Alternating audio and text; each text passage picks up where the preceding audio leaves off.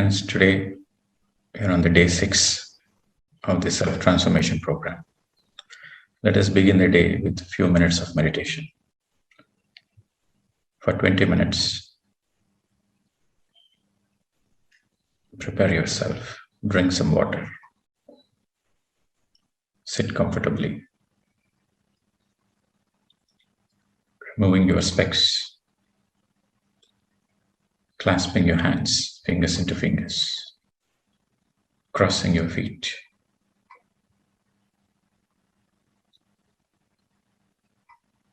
Just being so comfortable with your own physical body. Your shoulders are completely stress-free, relaxed. Your neck relaxed. Your entire body relaxed. A gentle smile on your face. Your eyebrows, your facial muscles relaxed. And gently close your eyes. And just be with your natural breath, my dear friends. Observe your normal breath. Simple breath. Become a witness. You are not doing anything. The breath is already happening. Just be a witness to the automatic inflow and outflow of your own natural breath.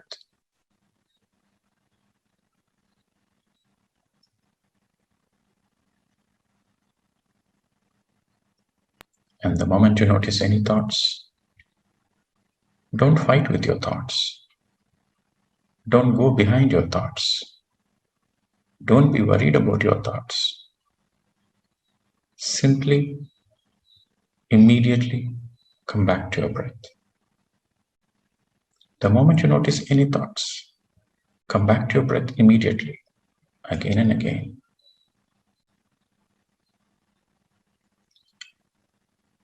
And no expectations whatsoever.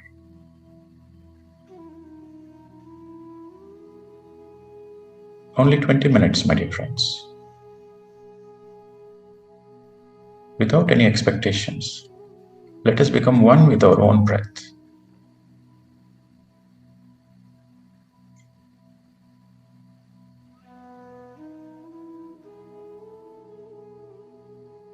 Please don't open your eyes, come what may, till the end of meditation. What a great gift meditation is. And we begin the day with meditation. Kindly be with your breath.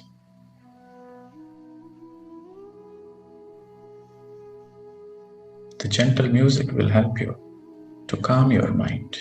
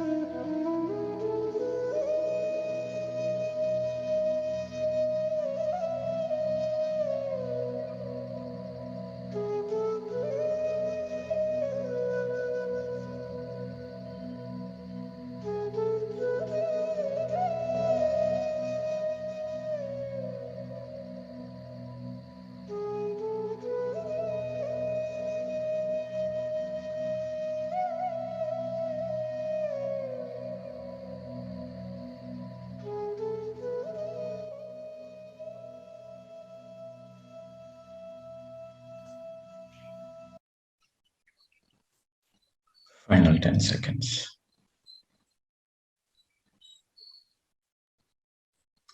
Gently place your hands on your eyes.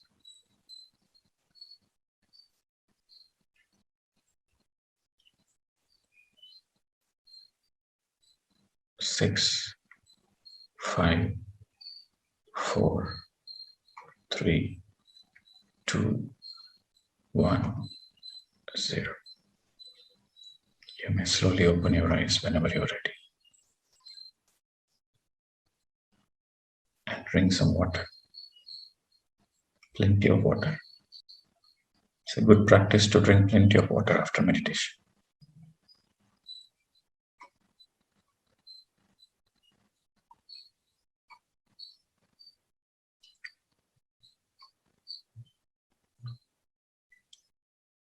So friends, today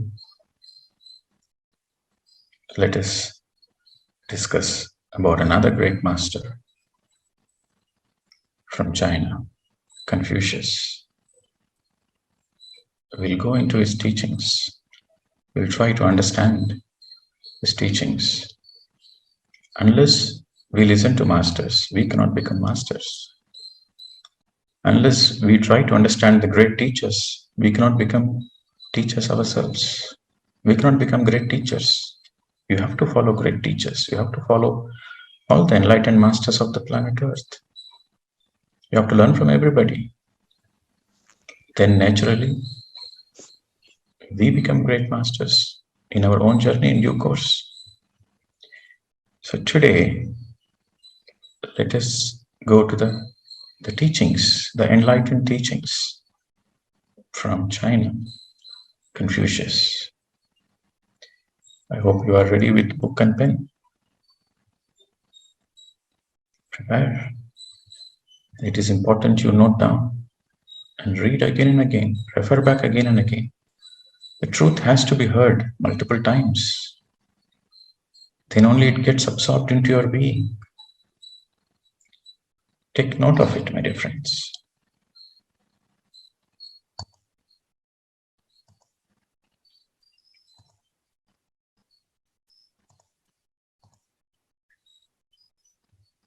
So this great master, this great sage from China was born around the same time as Gautama Buddha, around 5-6 centuries before Common Era, before Christ. So it was the same time. You see, the beauty is around the same time when Buddha was on the planet Earth in India, Confucius was in China. And it's around the same time Socrates was in Greece. So enlightened masters are born in all the countries, my dear friends. As Bhagavad Gita is to India, the teachings of Confucius is to China. He is not only a great enlightened one, he is also a great political advisor. His teachings are incorporated by the emperors of China. A great administrator indeed. Only an enlightened person can be a great administrator. So let us go into the teachings. Let us understand the teachings from this great master. Learning to be great.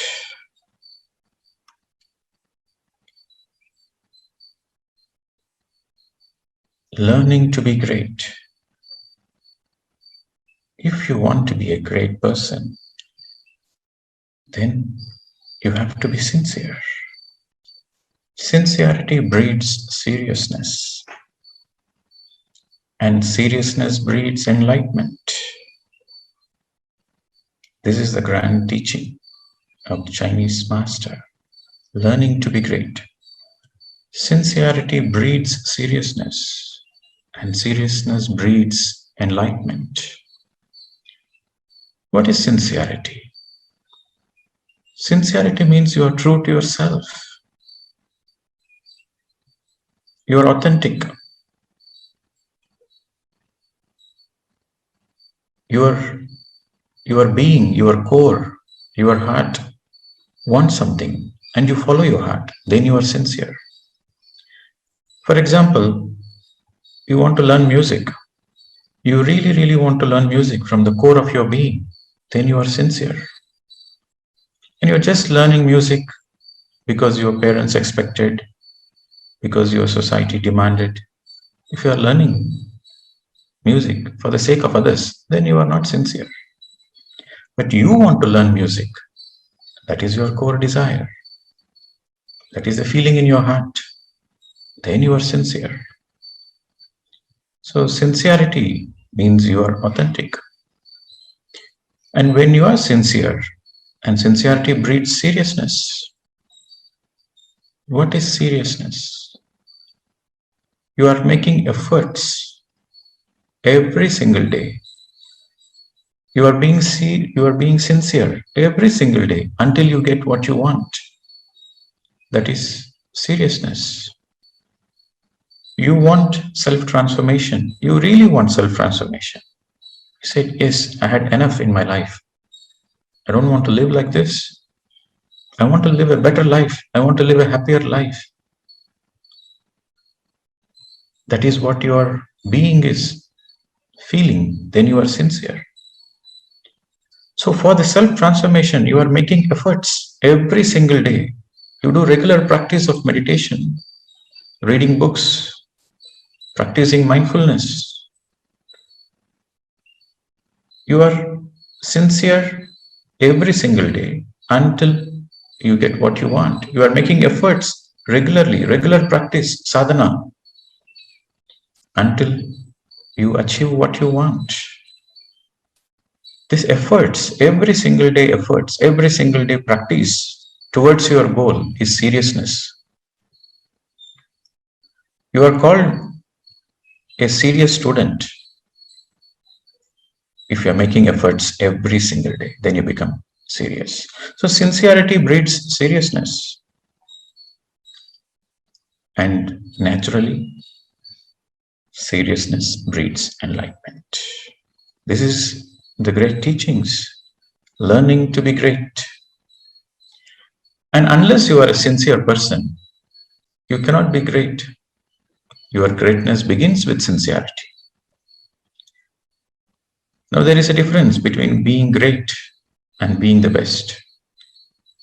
Best means there is comparison. You compare yourself with others. Good, better, best. Comparison. But here, in the field of spirituality or in the human evolution,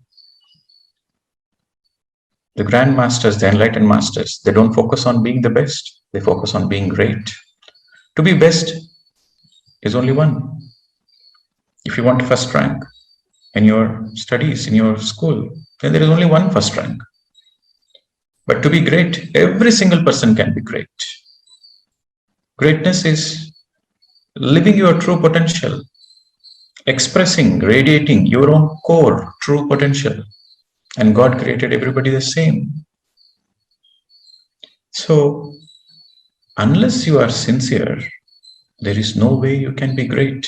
This is the great teaching, learning to be great. And to be sincere, what you should do? How can you get sincerity? How can you be sincere? Knowledge leads to sincerity. And gaining knowledge is the very purpose of life, my dear friends. And the beauty of knowledge is it delimits you.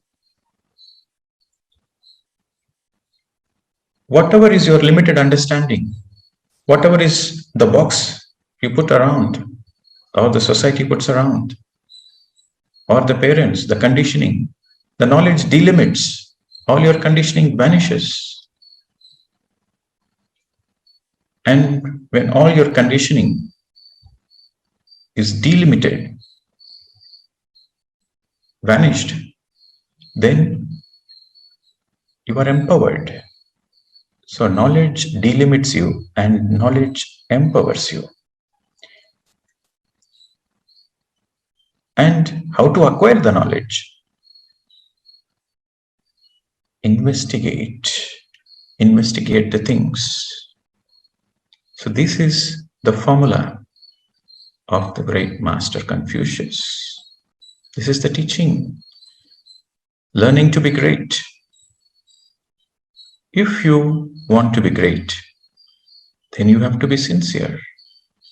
Sincerity breeds seriousness, and seriousness breeds enlightenment. And how to be sincere? Expand your knowledge. And what happens when you expand your knowledge? It delimits you, it empowers you. And how to expand your knowledge? Investigate into the things. So this is such a beautiful teaching. And Confucius' teaching also thinks from a global perspective, from a bigger perspective, how to bring peace on the planet Earth. If you want peace on the planet Earth, first you have to bring order to the states, to the countries. Countries are made up of many, many states. So if you want peace on the entire planet Earth, then you have to first bring order to the states. And before you can bring order to the states, first you have to regulate the families. In the olden days, the families they used to live as tribes, as communities.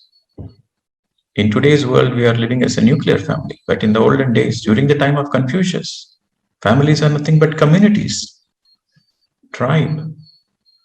So before you can bring order to the states, your communities, your tribe has to be regulated. Regulated means there should be harmony.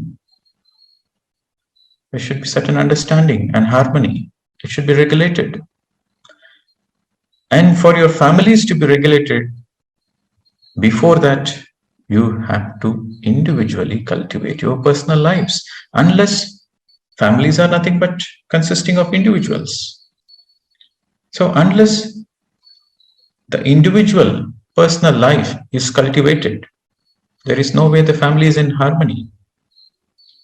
So the emphasis is cultivating the personal lives, my dear friends. Some people think, okay, I want to do something to the planet Earth. I want to bring a change to the whole of the planet Earth. To bring the change to the whole of the planet Earth, it begins with you. When you change, it impacts your family. When you transform, it impacts your immediate family members, and it impacts your society, it impacts your community, it impacts the bigger group which you are associated with, and it naturally impacts the states, the country, and eventually the ripple effect goes all across the planet Earth. So the emphasis is on cultivating the personal lives, my dear friends. And what you need to do to cultivate your personal life? First, you have to rectify the mind. We have discussed yesterday. As you think, so you become. If you want a good health, you should have healthy thoughts first. As you think, so you become.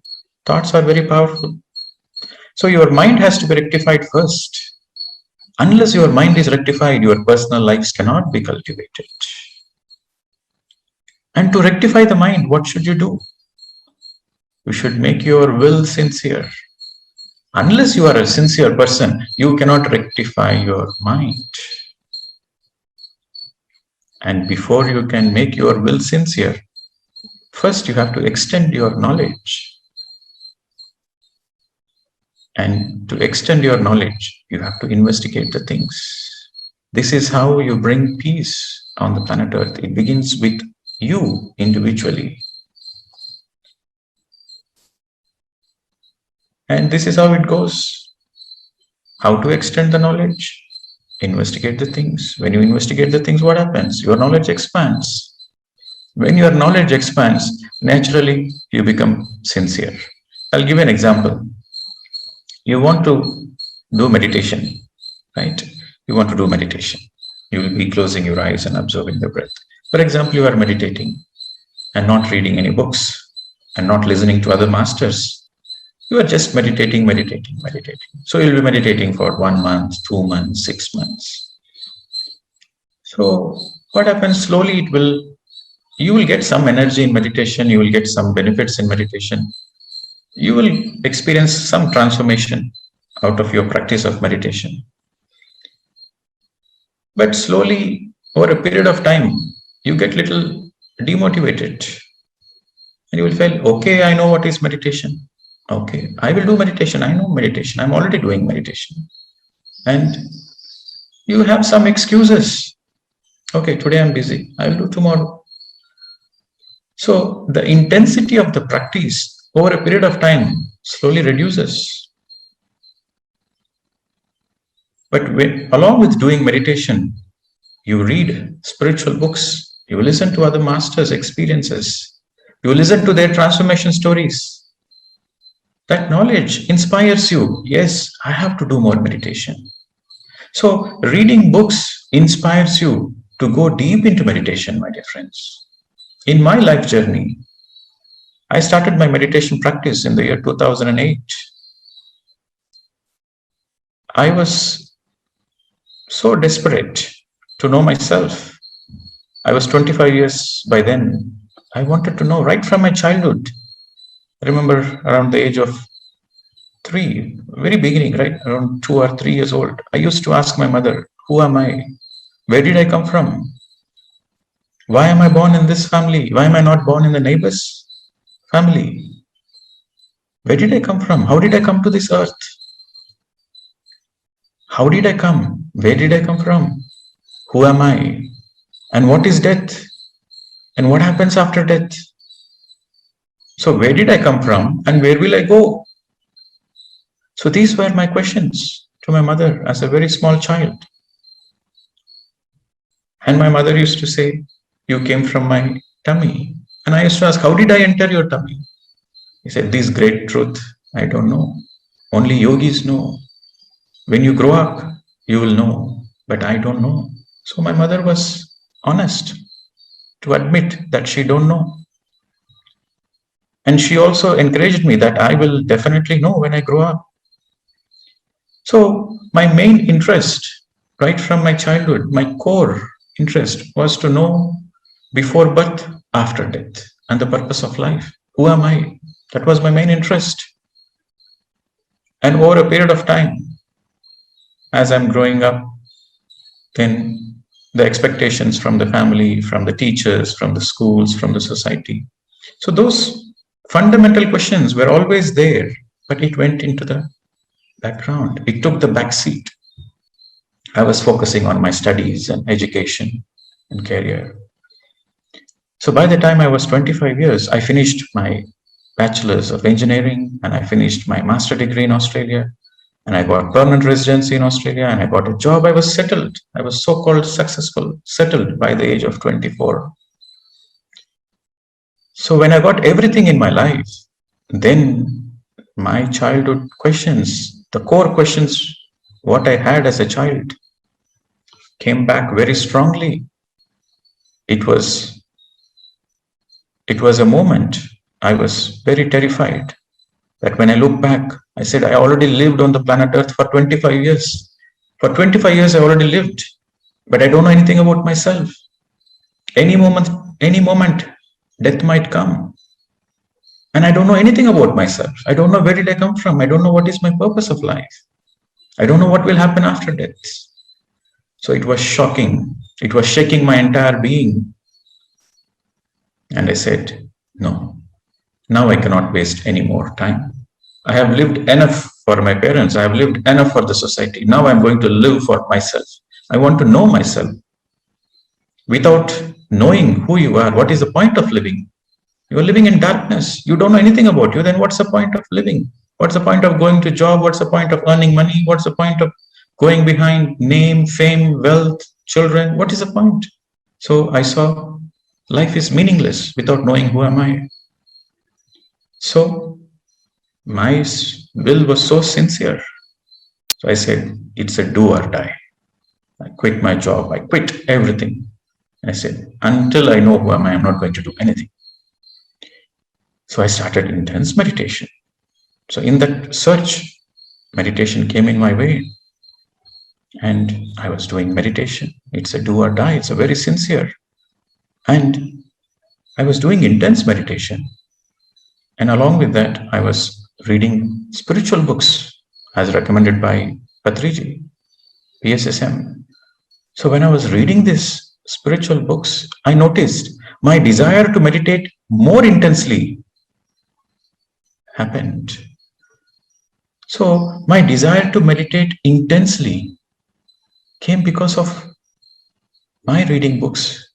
The more I read books, my knowledge is getting expanded. The more my knowledge is getting expanded, the more I become sincere.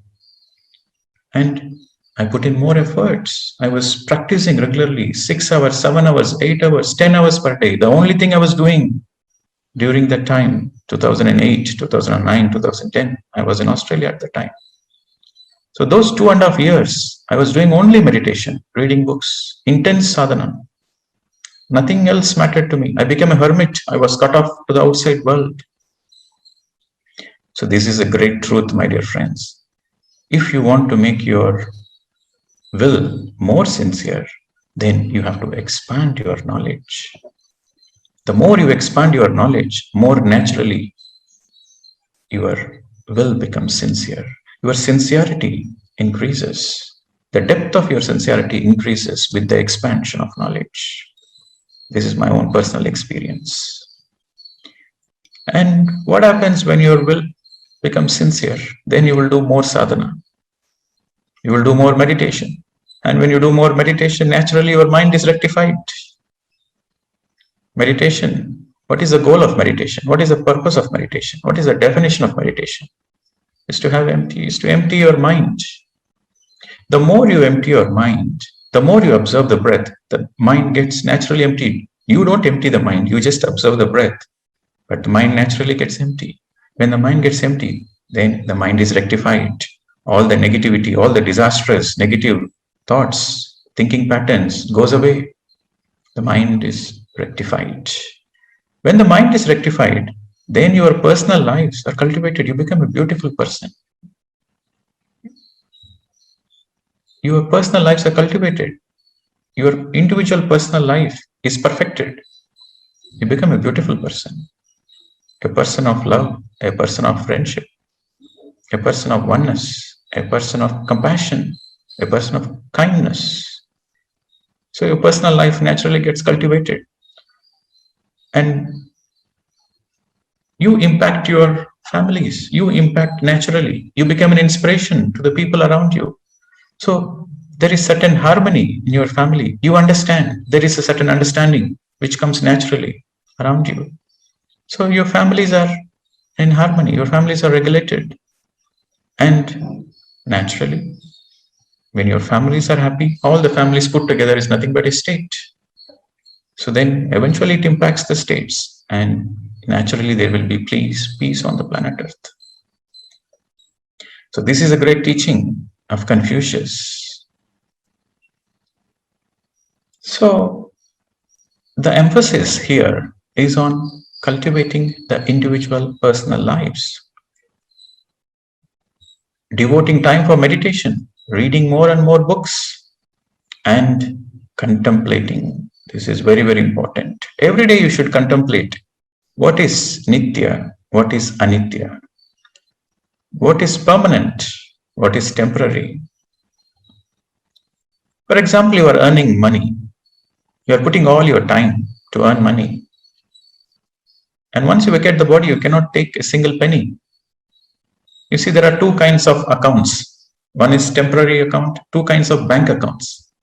One is temporary account, another is permanent account.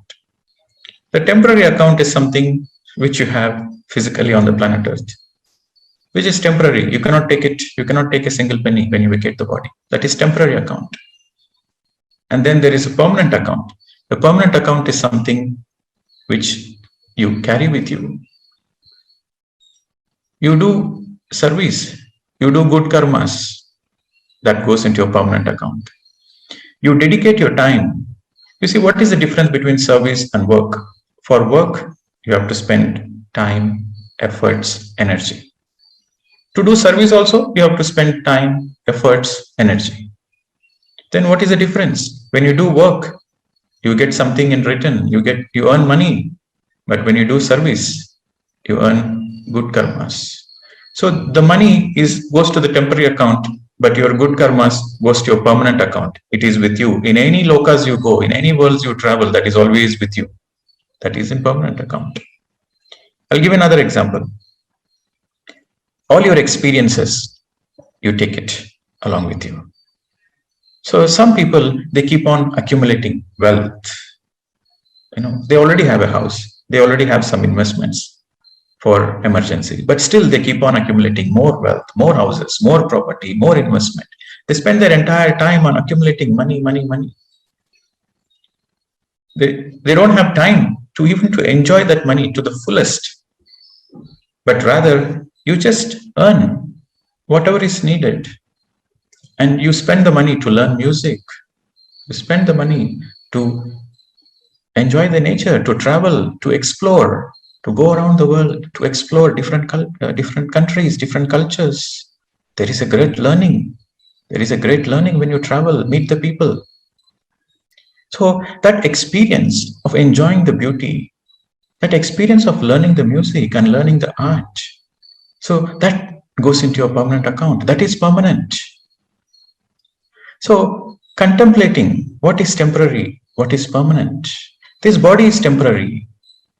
My family, my children, my wealth, everything is temporary. What is permanent? The soul is permanent. The self is permanent. The experiences the self gathers is permanent.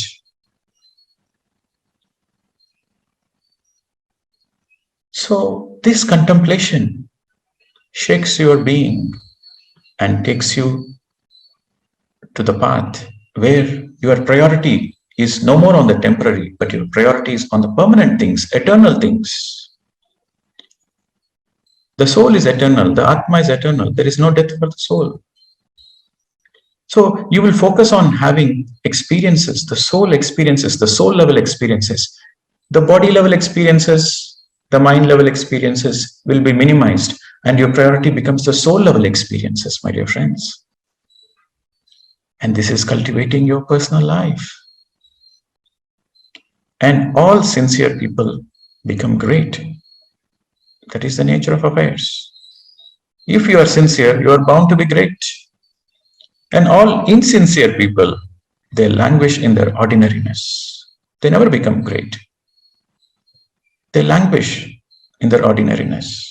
This is a great truth spoken by the great sage, the great master, Confuscius. So friends, with this great understanding, you see the emphasis on sincerity. Unless you are sincere, you cannot cultivate your personal life. Sincerity breeds seriousness, and seriousness breeds enlightenment. Anything, whether it is in the physical, materialistic, or spiritual, in any field, unless you are sincere, you cannot be great in that particular field. If you are not sincere towards your business, you cannot earn money. You cannot be a successful businessman. Similarly, if you are not sincere in practicing your sport, your game, then you cannot be a great player. The same way, if you are not sincere towards your sadhana, towards your meditation practice, towards your self-mastery, if you are not sincere towards your self-mastery, you cannot be a great master. Underline the word, unless you are sincere, you cannot be great. You cannot achieve what you want. This is the truth, whether you like it or not. And the deeper you understand it, the greater you are helping yourself. So we have to learn from every master. And whenever you remember Confucius, you remember sincerity breeds seriousness, and seriousness breeds enlightenment. The teaching of learning to be great. Okay, my dear friends. So now we will take some questions and we'll try to integrate more things. And tomorrow I will explain you the art of silence, the mauna. Tomorrow I'll go in detail explaining about silence, how to practice silence, what is the art of silence, so that on the weekend, Saturday, Sunday, you will be practicing silence as part of the self-transformation. Silence is very, very important spiritual sadhana. It's a very important practice. All the religions, all the great religions, all the great teachings, emphasis on silence. Okay. So let us go into some wisdom, question answers, Sajjana Sangatya now. And please be precise with your question, straight to the point. Okay. Shailaja.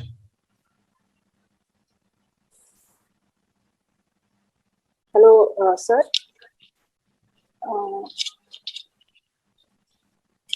So sometimes in meditation, I feel that there is a distance between me and my breathing. So I have to find my nose and then I come back to my breathing. So what is this happening and how to stop this? It is very natural, normal. In the beginning, you are aware of your breath and you are aware of your thoughts. That is the first stage. And in the second stage, slowly, your thoughts disappear. There is only breath. There are no thoughts and there is only breath. You notice very little thoughts and you notice your breath. That is the second stage. In the third stage, the thoughts are not there and you cannot feel your breath. The breath is also not there. So that is the third stage. Okay. So it is very natural in meditation. And you get into the meditative state. It is Nirmal Sthiti. Nirmal Sthiti means there is a stillness where there are no thoughts, there is no breath, there is only witness. There is only pure awareness. You cannot feel your breath, you cannot feel your body, you cannot feel anything. But there is only pure awareness. That is Nirmal Sthiti. So that is very natural outcome of meditation. So you are in the right path. Continue. Don't be worried. Some people, they cannot feel breath, so they get a little bit shaken and they try to feel the breath and they try to feel their body. Yeah, I also do the same thing. I try to come back to my... Yeah, you don't need to do that. Just enjoy that. Enjoy that witness. Enjoy that awareness. Okay. When you try to get back, that means you are getting back to the body consciousness. Yes, I need to find my nodes by sensing the sensation of air. No, you don't need to do that. Your awareness should go beyond the body. It should go beyond the mind and intellect. Then only your awareness is on the self, on the soul. When your awareness is on the soul, then you understand yourself. You know yourself. You realize yourself. That is self-realization. Okay. So you don't need to be worried. Continue the practice. You are doing the right thing. You are in the right path. You don't need to come back. You don't need to come back and start feeling the body. No, just enjoy that witness. It is in a very natural state of affairs that your breath disappears. Your breath initially, first your breath is long breath, and then it becomes shorter, yes. And finally you cannot feel your breath. Yes. That is very natural. You are progressing in meditation, madam. Continue. So one day what happened, I was in the garden and I was meditating, and I was like I was not feeling my body. I was not in the consciousness of the body, but I was hearing, like I was watching everybody. I was hearing everybody's voices, and I was like thinking. So I thought I'm thinking. So I'm in the mind conscious. I thought like I'm in a mind state. No, that is awareness. That is not thinking. That is awareness. That is witnessing. Okay. You are becoming aware of your surroundings. That's all. Okay. Right. Thank you. Right. So you are from Canada. So people who are asking you, please introduce where you are from and then you ask the question. Thank you. Yes. All right. Mona. Hi, hi Pradeep. Hi everyone. My name is Mona and I am from Malaysia. I have 4 short questions, and my first Four, question, one by short, one. yes, one by one. My first question is how and when this, how and when is the soul first created? How and when the soul is first created? Okay, so you are asking about Janma Parampara, right? So the soul incarnates. The soul is nothing but it's a speck of the entire divine consciousness. You can call it God, right? So soul is a speck of God.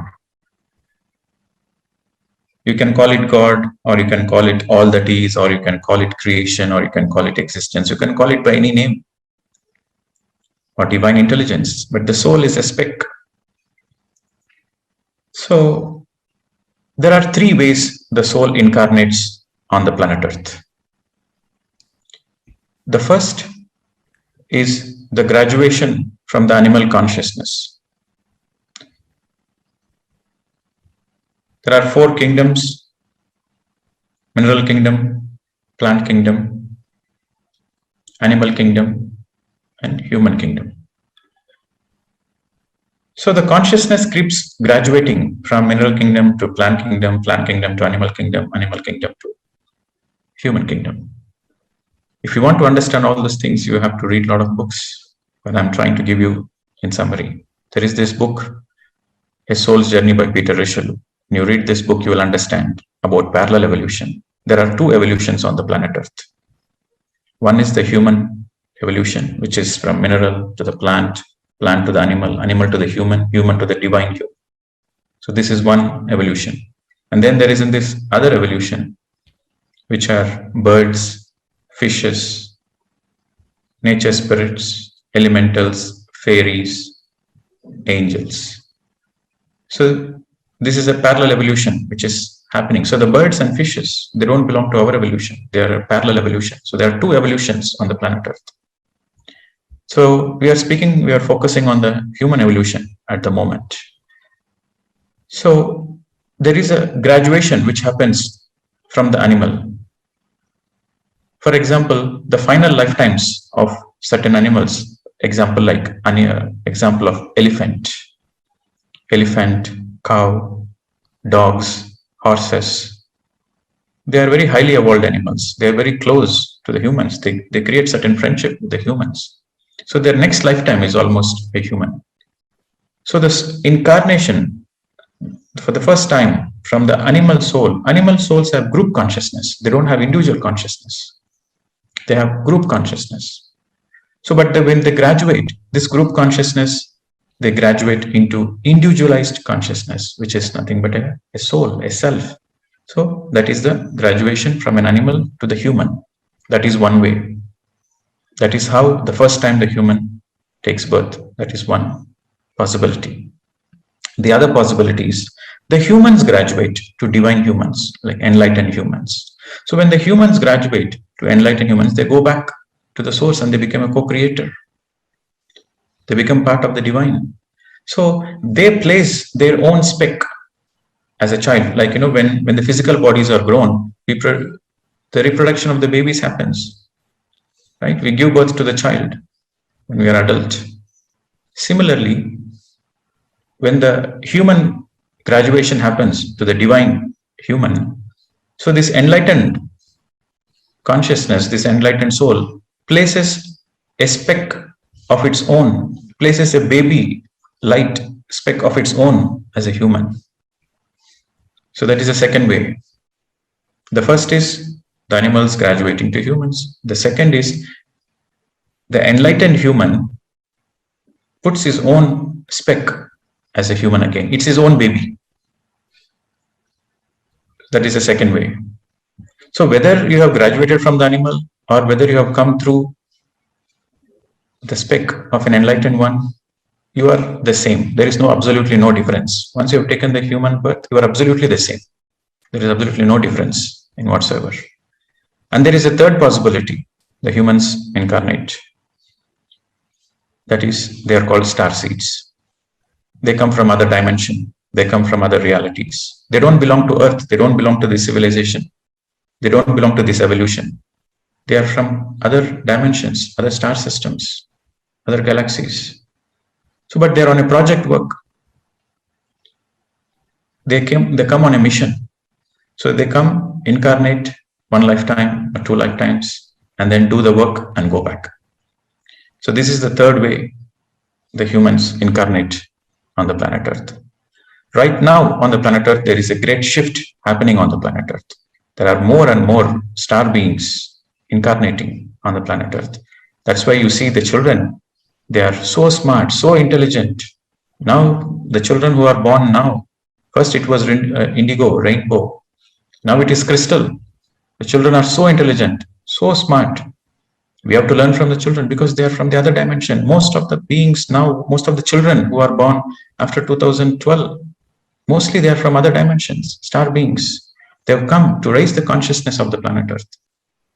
Unless you become part of the planet Earth, you cannot help to raise the consciousness. So these are the 3 ways the humans are incarnated on the planet Earth. So for your question, when is the soul first formed? So these are the 3 possible ways incarnated on the planet Earth. Okay. It's a very great subject. We have to read a lot of books and do more meditation. Then only you will understand. Okay. But I would suggest focus on knowing yourself. When you know yourself, naturally you will understand the things around you. When you try to understand with the mind, it doesn't help you much.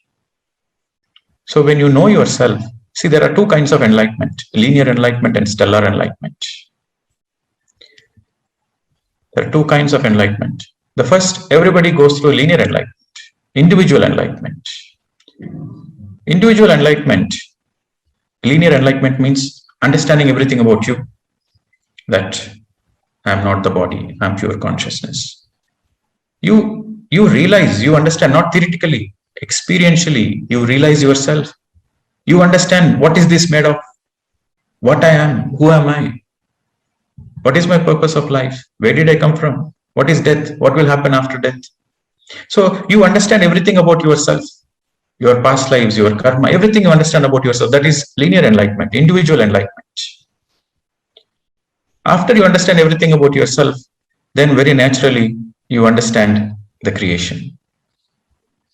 You understand about not only about Earth and its evolution, you will understand about other dimensions. You will understand in the God's creation, there are many, many dimensions, many, many stars, many, many planets.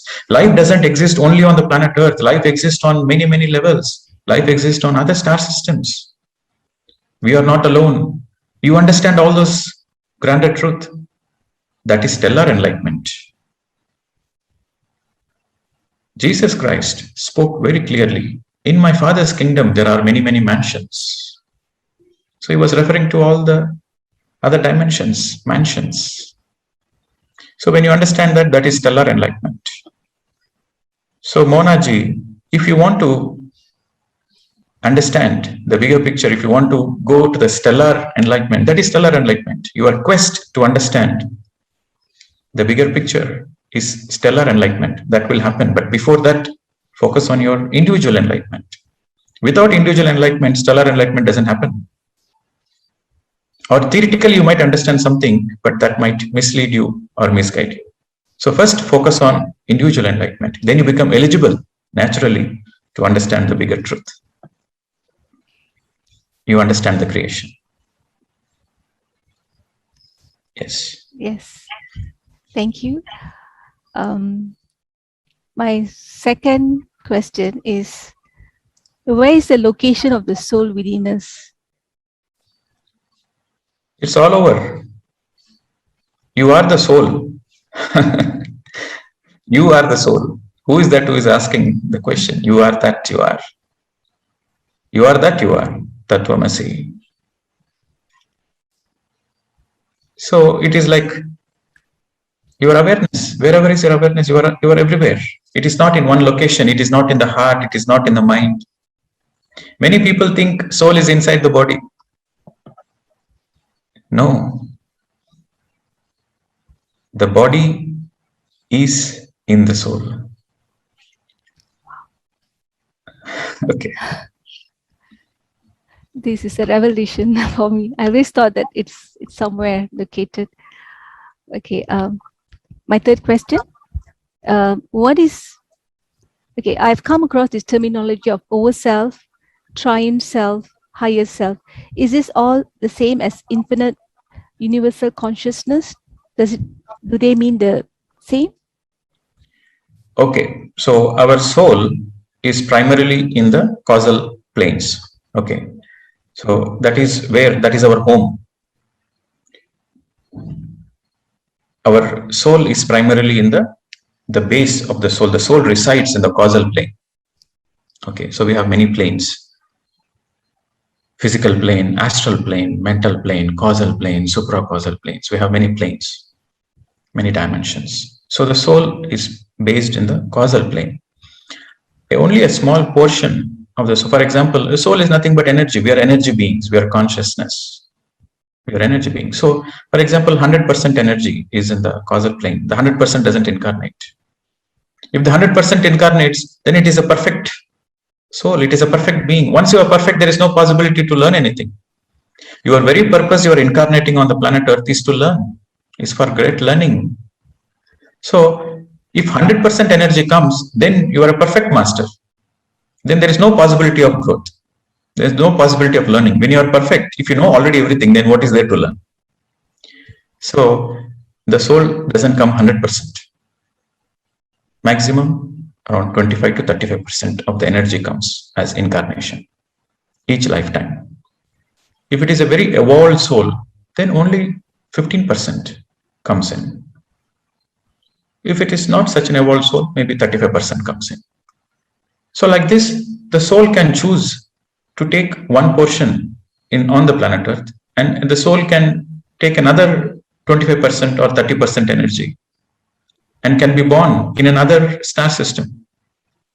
Or you are born in Malaysia as a woman, you can be simultaneously, the soul can simultaneously take a birth in America, Africa, as a male, as a transgender, to have varied experiences. So all the individual experiences gets accumulated to the collective in the causal planes. So the soul is primarily housed, the home of the soul is in the causal planes. You have to understand that. And in each incarnation, it goes through certain experiences, and all those experiences, the distilled information of all the experiences the soul goes through in this particular lifetime is placed in that memory bank, in that causal planes. Okay, so we are discussing subject. What was your question? I asked about what is overself, triune self, Yes. and higher self. So this is the self, the small portion which incarnates this 25% energy. It is the self. Okay, or what we call it as ego. This is nothing but ego. Ego is nothing but part of the self. The self is part of the self is ego. What you call it as a higher self or a over self is nothing but the 100% energy. The 25% energy which you are incarnated with is called self. The 100% energy which is in the causal plane is called over self or higher self. Okay. So that 25% is that soul. That is what you are experiencing currently, right now, in the planet Earth. Okay. So during meditation, when we close our eyes, connect to the breath, we go beyond the mind and be with the soul. In that, when is the connection to the higher self takes place? Do we connect? When the observer becomes observed, you experience your higher self. When the observer becomes observed, yesterday somebody was asking this. You are closing your eyes and observing the breath. You are the observer, and the observed is your breath. So as you are practicing this, you are closing the eyes and observing the breath. So you are observing the breath. You are the observer. But you slowly you will notice when you're doing this intense sadhana, you notice there is somebody else watching you observing the breath. So you become the observed. So the observer becomes the observed. That is the time you experience your higher self.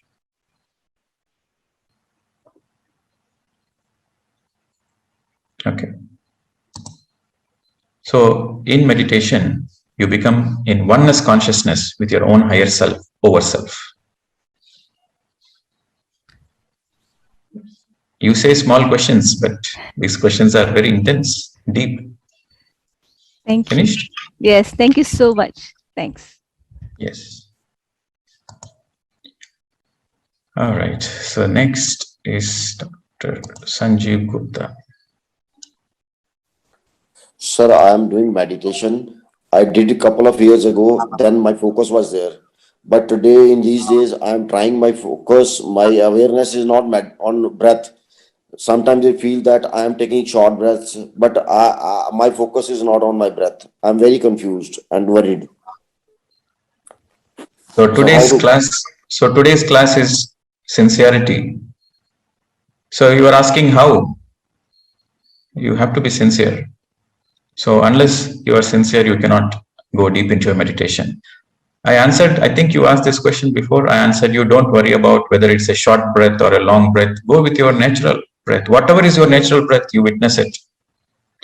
And unless you make an effort, and unless you sincerely make an effort and practice it, you cannot be successful in meditation. Meditation is not a joke. It is a serious affair. It is your enlightenment. So unless you are sincere, let me complete, sir. Don't interrupt. Don't interrupt, please. So unless you are sincere, there is no way you can practice. So your mind has to be rectified. The very nature of the mind is to always keep going back, going forward, keep creating doubts, keep creating confusion. That is the very nature of the mind. If you want to empty the mind, you have to understand the nature of the mind. And also the very nature of the mind is to have expectations. Your mind creates expectations. So that's why I tell the people, those who practice meditation, they should let go of all the expectations. They should let go of the expectations that they should experience this no thought state. They should experience the samadhi state. They should experience third eye. You have to let go of that expectations also. If you are having that expectation, still you are stuck on the mind level. Just close your eyes and be with your breath. Don't open your eyes, come what may. Whether meditation happens or not, you are least bothered. Don't analyze. Don't think. You don't know anything about yourself. If you don't know anything about yourself, you have to make efforts to realize yourself. So the efforts you are making is not to analyze anything, not to expect anything. Simply close, sit. Don't do anything. Sit. Whenever you find time, sit, close your eyes. That's it. Don't open your eyes. That is the first step. And when you do this step, eventually you go to the next step where the mind becomes calm. And then eventually you will empty the mind. It is an automatic process. But the first step is you should close your eyes. You should shut your eyes and sit without any questioning, without any expectations. When you do that, you will have all the answers. It all depends on your sincerity. If you are sincere, you will manifest what you want. Sir, when... That's it, sir. First you practice it. First you practice it for 40 days and then you come back with the other questions. You cannot understand. By analyzing, you cannot understand meditation. Unless you practice, you cannot understand. So no more questions from you. In this transformation program, without any questions, do more intense meditation. Whenever you find time, you find 10 minutes time. And in that 10 minutes, you close, you have the practice of sitting for meditation. I explained you during the science of meditation, the stages of meditation. The first step is you have to sit for meditation. The mind doesn't let you to sit and close the eyes. That is the nature of the mind. You've been used to going in multiple directions, getting agitated naturally. The first is you have to practice.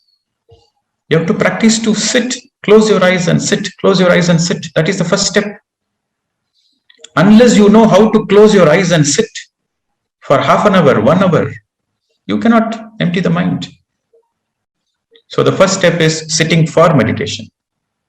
So in the first step, you simply close your eyes and sit.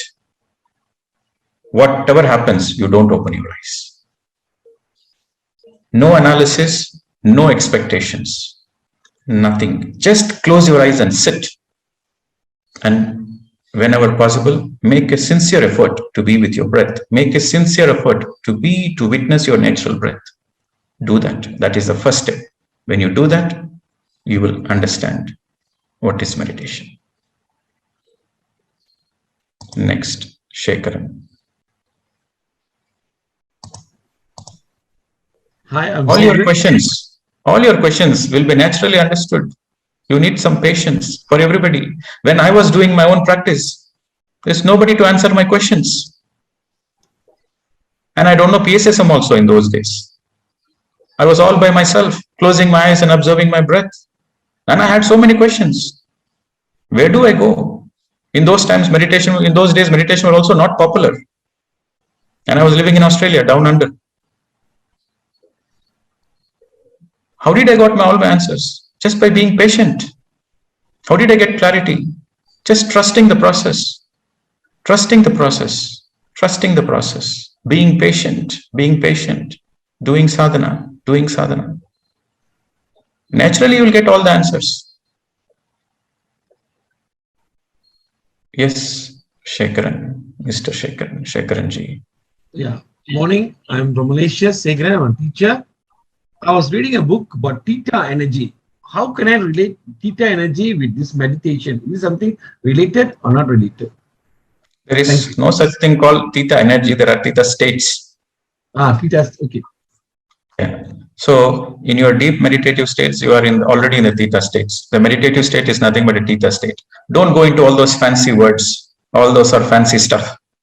Just truth is very simple. Truth is very simple. Your meditative state is nothing but a theta state.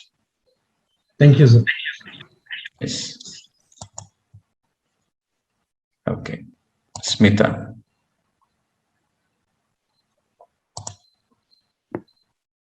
Good morning, sir. Yes, madam. Sir, I'm doing meditation from last 4 months. Where are you from, madam? Yeah, I am Smita Makwana. I'm from Bangalore. Yes. So I'm doing meditation from last 4 months. Started with Buddhavano session from PMC only. And I can see lots of changes in my behavior and I'm feeling happy now. So my question is related to one thing that I am facing problem is with my digestion. Actually, the moment when I started meditation, within a week, my diet is reduced to 1/3. And I'm not feeling weak. I was not feeling weak at all. But I stopped eating and anything I eat, so I was not able to digest it. So I thought maybe some changes are there or some other factors. Now it's been 4 months and still the same thing is happening. So if I eat normal broken wheat or normal plain sattvic food, then I'm able to digest it. But otherwise, chapati, rice also I'm not able to digest. So is it something related to that or should I go and consult? Something good is happening in your life, madam. Be happy about it. You don't need to consult any doctors. Okay, your body is becoming sensitive. The more you meditate, your body becomes sensitive. And when your body becomes sensitive, it rejects certain kinds of foods. The foods which are not good for your body, it rejects. And it will accept only that is good for you, for your body and for your growth.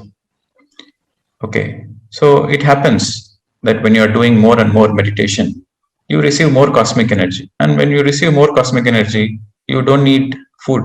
Because when I explained about the health, I told you don't need food.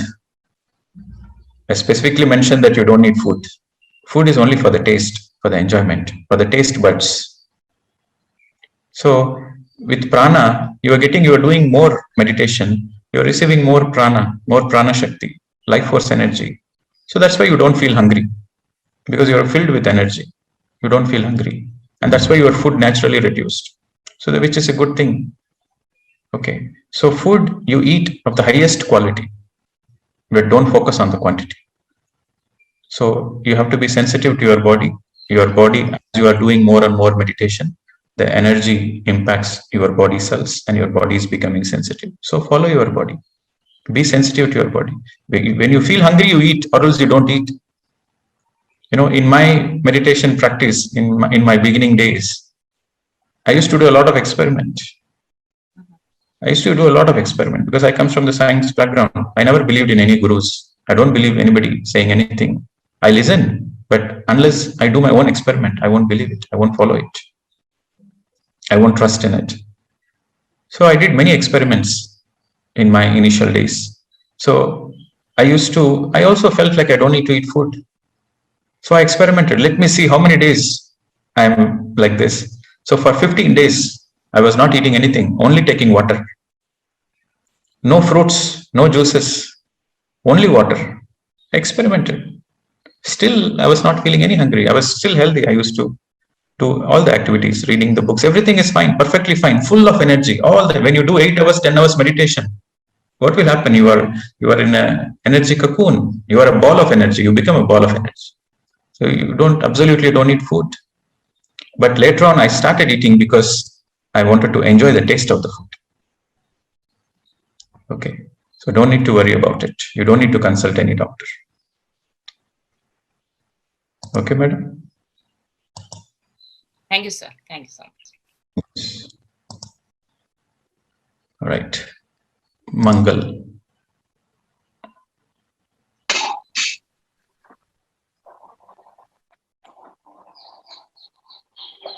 Yes, good morning Pradeep ji and good morning all.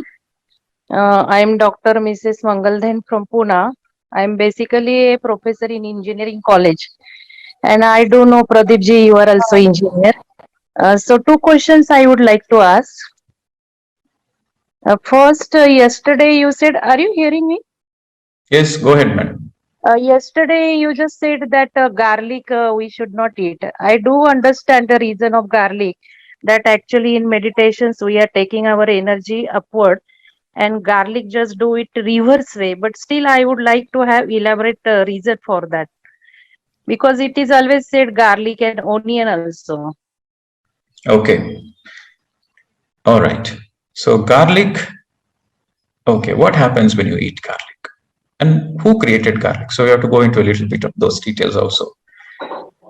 You see, everything on the planet Earth is created by siddhas, yogis, rishis, everything, all the creation, all the plants, the plants, the fruits, the trees, everything is the creation of nature spirits, yogis, rishis. Garlic is created by dark forces. Garlic is created by asuras, rakshasas. They are dark forces, negative forces. Why they created garlic? They created garlic to induce fear, because unless the humanity is in fear, they cannot control the humanity. The fear which will let others overrule you. If you don't have fear energy, you are in nobody's control. But if you are having fear energy, yes, somebody can control you. So garlic, the very nature of garlic is, it is a spy. Even though it belongs to a vegetable kingdom, but it is actually a spy. What is a spy? A spy is somebody who pretends to be your well-wisher, who pretends to be your savior, but he's from the enemy camp. He's from the enemy camp, but as a disguise in your own camp. He lives in your own camp, but he belongs to the enemy camp. That is a spy. So these dark forces, these asuras, they created this garlic as a spy in the vegetable kingdom. And they have put some good qualities. You see, when will you recruit somebody? When he's really capable, smart, you recruit. But you don't know he's a spy because you think, oh, he's intelligent, he's smart, so we should recruit him.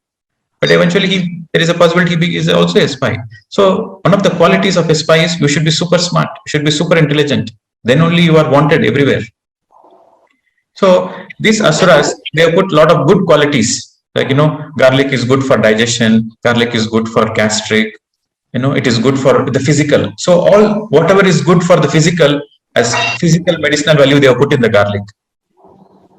But behind the screen, when you eat garlic, what happens? It calcifies your pituitary and the pineal glands. So this pituitary and the pineal glands are master glands, which controls all the rest of your physical body. So these are called master glands, pituitary and the pineal glands. And this pituitary and the pineal glands are related to your sixth chakra and the seventh chakra, your third eye and the sahasrara. So the more you eat garlic, the more these glands, these soft tissues, the pituitary and the pineal, it becomes calcified. The more and more you eat garlic, the more your pituitary and the pineal gland becomes calcified. So when the calcification takes place, then the amount of light you receive from your higher self, from the higher dimensions, is minimized. So when the light is minimized, then there is more darkness. So darkness is nothing but fear. So when you eat garlic, your fear increases, your fear consciousness increases. Okay. So basically we have two vibrations, fear-based, love-based. Any thought, any feeling, any action you do in life, they come under these two categories. Either it is fear-based or love-based. What are the examples of fear-based? You take the insurance industry. The entire insurance industry exists because of fear. Just imagine there is no fear. The insurance industry collapses. Okay. Greed. You want to accumulate wealth. You want that is greed. Greedy. People are greedy. They want more and more. Why? Because they are fearful. Something might happen tomorrow. So better accumulate today. Better accumulate today. Maybe my next generation is not capable. So I accumulate today for my next generation also. So that is fear-based. Okay. So this jealousy, anger, you want to be dominant, you want to be the number one. Okay. All these are negative-based emotions and feelings and actions. What are love-based? Inclusiveness, kindness, compassion, friendship, oneness. These are all love-based. So the more you eat garlic, the more you are drifting towards the fear-based thoughts, feelings, words, and actions. The more you avoid garlic, you are helping yourself to come out of the fear-based and you enter into the love-based energy, love-based vibrations. So this is the bigger picture behind garlic.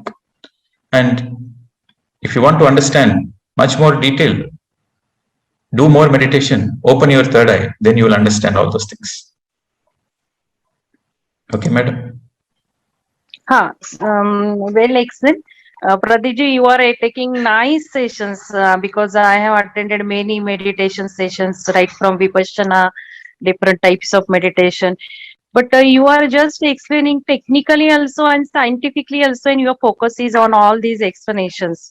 So my second question is somewhat different type of question is there, because in my life I have understood meditation impact, and when I did Vipassana, different types of meditations, I was just started feeling why it is not being taught in the educations right from the beginning, childhood, parenthood, or just in higher educations. So I just started feeling meditation is such a wonderful tool for all our living things and happiness and different aspects, means as well as materialistic and also spiritual gain.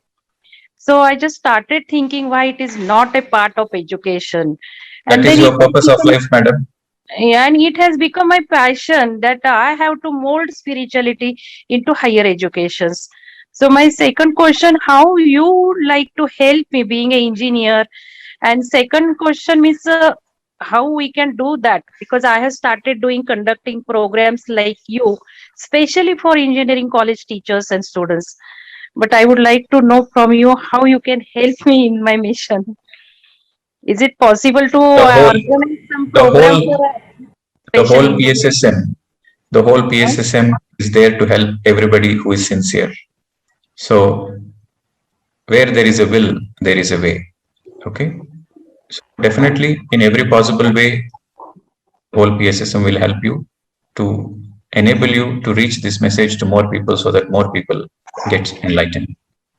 Okay, Miss, madam? is it possible to organize specially for engineering college teachers and students? Special. Yes, yes, of course. Most of my, see, this is the first time because of this lockdown, I'm addressing the Indian audience, the Indian seekers. My work is outside India. I'm based in Singapore. Right now, I'm in India. But before the lockdown, my teachings were always to the Western world. My main teachings are towards Europe and Asian countries. So I keep traveling all over the world. And wherever I go, the people who invite me, sometimes they are medical colleges and cancer institutes and government bodies. So those people, they invite, and of course, they invite me because I have a I have a scientific background, and my explanation is not based on the belief, and my teachings are not based on any religion or dogmas. It is scientific, and it's my own experience. And of course, I'm part of many research also. So because of this lockdown, and I had this opportunity to stay in India, and through that, the Zoom and PMCs and all those things are happening. So you please contact the PMC Valley team. We will discuss how to help you to give all the technical information so that you can reach to the authorities and even to the government. And whether you help in installing pyramids, because I'm fascinated to install Yes, some madam. pyramids Yes, madam. I was also part of the to pyramid whom I research. should contact, to whom I, because I just call a few people, but I could not get right directions. You contact Because the Pyramid Valley team, and then they will give you. I will tell them. So you will get my number, and then we'll yes, discuss it please, further. yes. It's not the Okay, platform to discuss that. Okay. okay, thank you, thank you. Thank you. All right, friends. So I think we are shooting the time, and still more hands are getting raised. I'll take one question, just one final question, and then the rest of the questions we'll take it tomorrow. Yes, Rekha.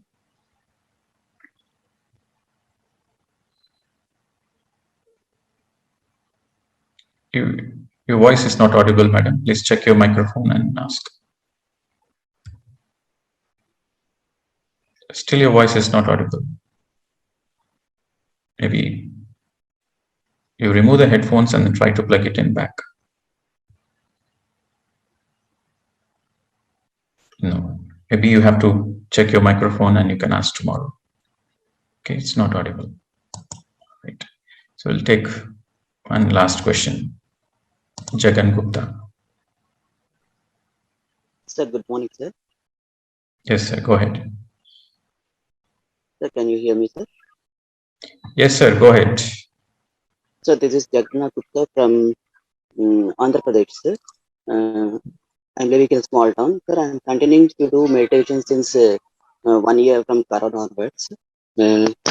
Sir, I have a small doubt, sir. When I'm doing my meditation, lot of amount of sweat is releasing from me, sir. Either it is from I am acquiring more energies or sweat is releasing, sir. I have a small doubt, sir. Can you please? So if you want to help yourself, okay, this is for everybody in the process who is practicing meditation, who is sincere. Whatever happens in meditation, it is good and you don't need to be worried about it. Whether sweat is happening or whether you are getting diarrhea, loose motions, having running nose, fever, cold, throat pain. In the beginning of meditation, because of the inflow of a lot of cosmic energy, your body goes through energy realignment process. So during this process of recalibration of the energy, a lot of things happen physically. A lot of things happen. Sweating, you might feel cold, you might feel too hot, you get feverish, you feel, if you get running nose or throat pain, or when the system, when your digestive system, if you have eaten too much meat, junk food, a lot of toxins are there, then diarrhea happens. All these things are detox process. It is a result of the meditation. It is a result of receiving the inflow of cosmic energy during the meditation.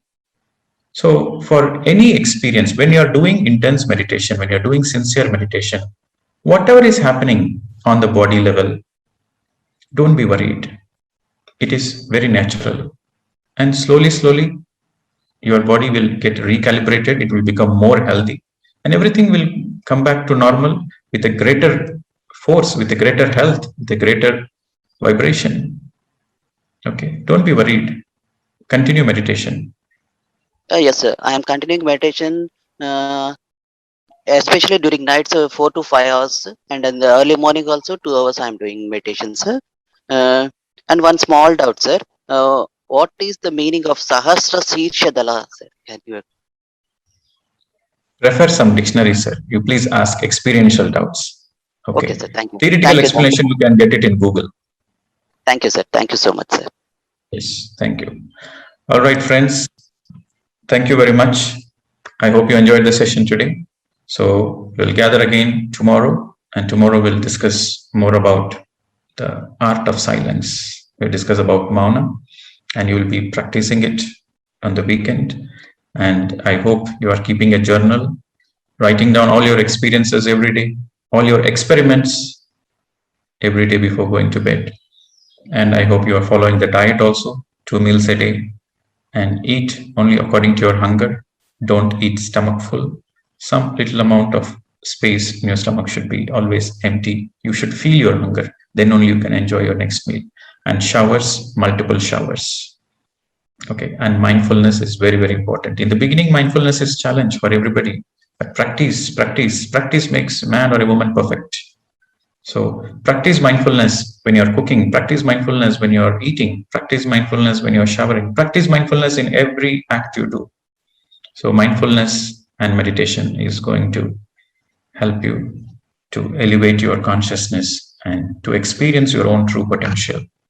And that is enlightenment. Okay, friends, thank you very much. Sab logon ka namaskar, dhanyawad. We'll see you tomorrow. Thank you. Thank you, Master Pradeep. It was a wonderful session with the great learnings from Confucius to the question and answers which you took today. Thank you very much. So, dear Masters, let us all meet tomorrow morning at 6 a.m. again. Namaste and welcome to you all again for tomorrow. Thank you all.